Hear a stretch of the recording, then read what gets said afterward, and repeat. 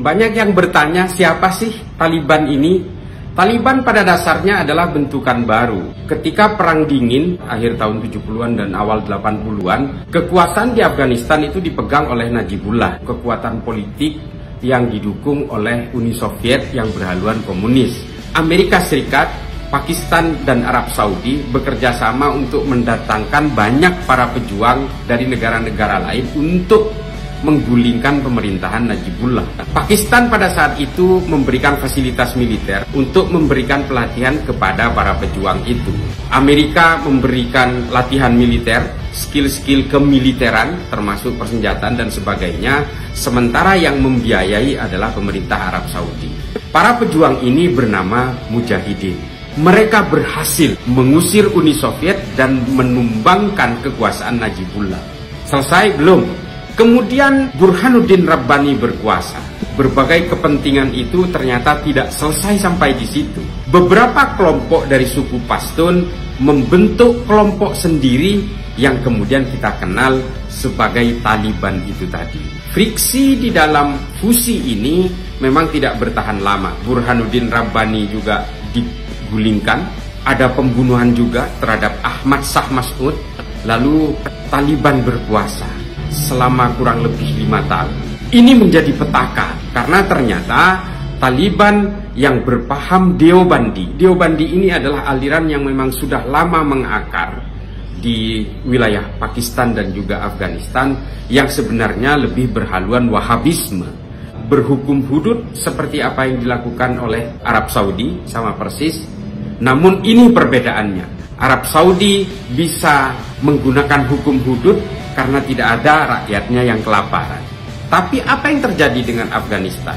Rakyatnya yang masih lapar diberlakukan dengan hukum dan undang-undang yang sangat ketat. Ini kemudian menimbulkan gejolak baru di kalangan rakyat Afghanistan. Apa yang terjadi ketika kekuasaan Taliban ini memang membuat efek ketakutan-ketakutan karena di situ juga banyak terjadi intimidasi, terjadi kekerasan terhadap kaum perempuan. Perempuan yang tidak rela untuk dipoligami disiram air keras wajahnya oleh suaminya. Ini ada ratusan kasus seperti ini. Perempuan yang tidak mau memakai burka dilukai wajahnya, dipotong hidungnya. Perempuan yang keluar dari rumah tanpa mahram dipecut dan dianiaya di depan umum untuk dipermalukan. Ini adalah undang-undang yang diberlakukan oleh Taliban ketika berkuasa. Pada saat itu juga di Afghanistan terbentuk Al-Qaeda. Al-Qaeda adalah gerakan yang bersifat lebih global, sementara Taliban lebih bersifat kekuatan politik regional. Mereka seolah-olah berbagi pekerjaan. Kita tahu pada akhirnya Osama bin Laden ada di Afghanistan dalam jangka waktu lama. Setelah diburu oleh Amerika, Osama bin Laden pergi ke Sudan, singgah di mana-mana hingga akhirnya mati terbunuh di Pakistan. Pasca 9/11, Amerika kemudian marah. Mereka memburu Al-Qaeda sekaligus ingin mematikan kekuatan politik Taliban di Afghanistan. Taliban berhasil ditumbangkan dan selama bertahun-tahun sejak tahun 2001 tentara Amerika mendiami pangkalan militer Bagram di Afghanistan. Rakyat Afghanistan merasa aman, berhasil lepas dari cengkraman politik Taliban beserta aturan-aturan yang dijalankan selama itu. Tapi ideologi Taliban dengan Deobandi bukan persoalan yang terlalu mudah untuk dihilangkan. Ketika Taliban tumbang, orang-orang moderat, orang-orang intelektual dan kalangan elit kota di Afghanistan menganggap bahwa Taliban sudah tidak berdaya.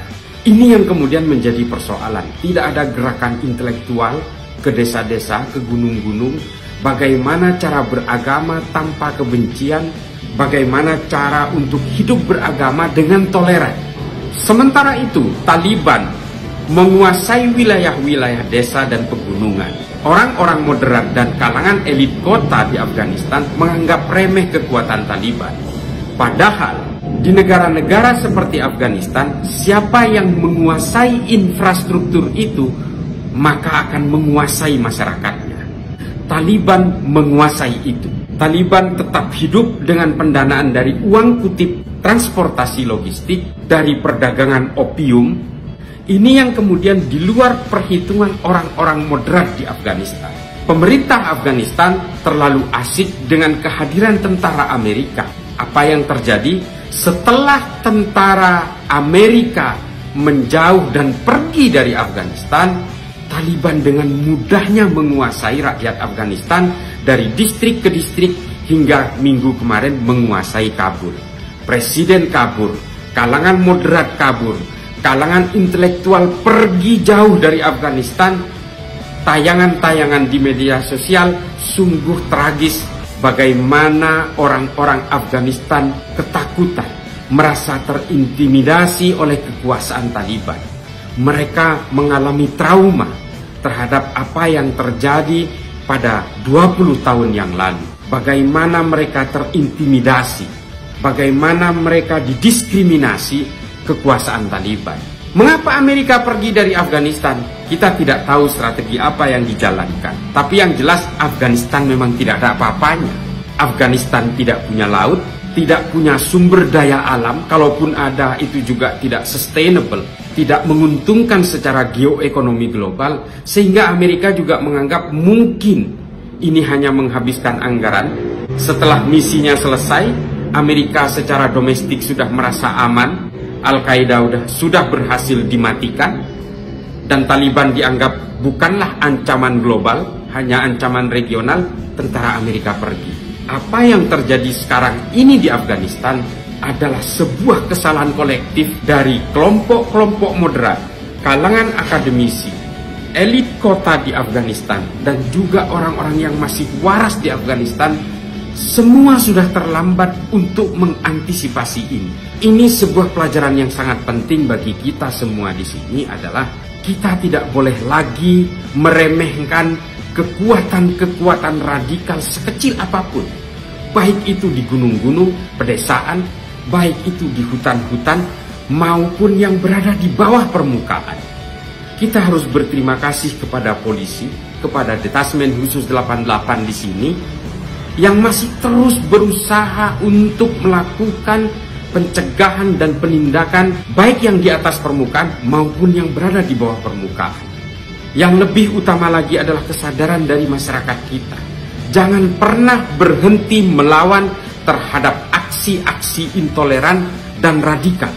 Jika masyarakat sudah dikuasai oleh mereka, tetangga-tetangga kita sudah dikuasai oleh kelompok-kelompok yang seperti Taliban ini, maka polisi juga tidak akan mampu untuk mengatasinya. TNI juga tidak akan mampu untuk menjaga pertahanan negara ini. Sungguh ironis kalau kemudian ada profesor di negara kita justru mendukung Taliban. Ada mantan wapres yang justru selalu mengeluh-elukan Taliban, menganggap Taliban itu akan moderat dan sebagainya. Ini hanya kepentingan pragmatisme yang tidak didukung oleh bukti-bukti empiris. Lalu dalihnya adalah ingin mengajari Taliban untuk melakukan gerakan moderasi agama, untuk mengajari kelompok Taliban agar mereka moderat. Daripada ngajari Taliban, lebih baik Bapak mantan wapres mengajari orang-orang di sekitar kita yang sudah mulai terpapar paham-paham dan tafsir-tafsir persis seperti apa yang dianut oleh Taliban. Lebih baik kita mengajari masyarakat kita. Jangan kemudian Taliban ini diidentikan dengan Islam. Islam tidak seperti Taliban. Islam bukan intimidasi. Islam adalah berkeadilan dan berkemanusiaan dengan konsep kedamaian. Bapak Profesor yang terhormat juga tidak perlu diajari seharusnya soal ini. Tapi yang harus diketahui adalah gerakan kelompok-kelompok seperti ini memang selalu menggunakan jubah agama demi kekuasaan. Jangan lagi kita dibius oleh politisasi agama. Jangan lagi kita mudah dibius oleh jargon-jargon pemurnian agama yang hanya menimbulkan konflik-konflik horizontal, saling bunuh satu sama lain, saling membenci satu sama lain. Kelompok Taliban di Afghanistan punya riwayat yang sangat jahat. Mereka mengintimidasi kaum perempuan. Apakah yakin agama memang diturunkan hanya untuk hal-hal yang seperti ini? Islam memang tidak meninggalkan patriarki. masih mempertahankan tradisi Arab dan Yahudi. Tapi bukan berarti patriarki diterjemahkan dalam ketidakadilan bagi perempuan maupun laki-laki. Semua punya hak yang sama. Jika kita percaya segala proses-proses kelahiran, seseorang akan lahir di mana, seseorang akan lahir dari orang tua siapa, seseorang akan lahir menjadi perempuan atau laki-laki, maka kita seharusnya percaya bahwa Tuhan juga memberikan keadilan-keadilan yang sama terhadap perempuan maupun laki-laki, terhadap suku apapun, terhadap bangsa apapun, terhadap manusia yang beragama apapun. Kita harus meyakini bahwa agama ini diturunkan supaya menertibkan manusia, agar manusia saling mengenal dan saling merasakan keadilan. Bangsa Indonesia memang berbeda dengan Afghanistan.